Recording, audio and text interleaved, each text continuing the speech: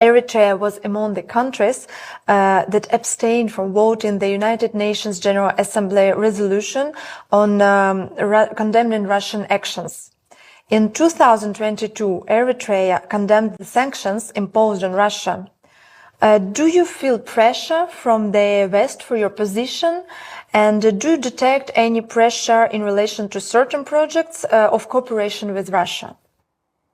There is a problem here. We did not abstain.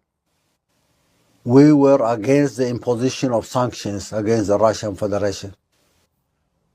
It's not because we are doing any favor to the Russian Federation. This is war declared on Russia, led by Washington and NATO. So it's very clear, it's a very simple thing. And as I indicated earlier, this war was declared 30 years ago, probably. During after the end of the Cold War, this idea of hegemony came. Control everything, influence the world, divide the world into areas of influence. And it's not only expanding influence. It was a declaration of war because there was a concept developed by these guys to contain those who can compete, or at least who can share something in the global scene. That was not allowed.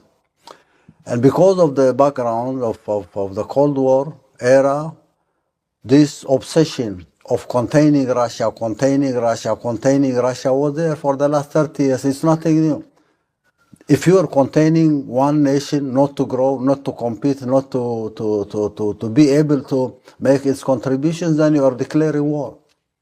I wouldn't be sitting here waiting for someone to contain me with sanctions, with obstructions, with confusion, all sorts of things. This is a declaration of war.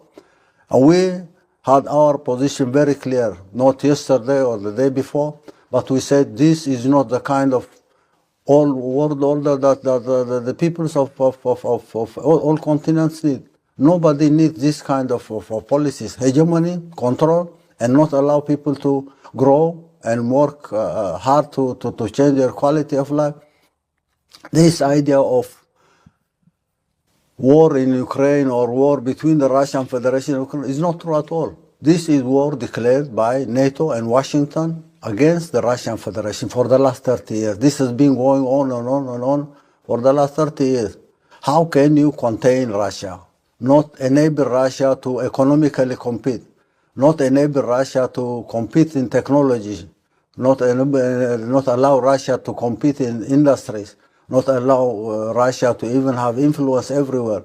If you have declared this war, then the war is there. It's not a war between Russia and Ukraine. For that matter, our position was clear.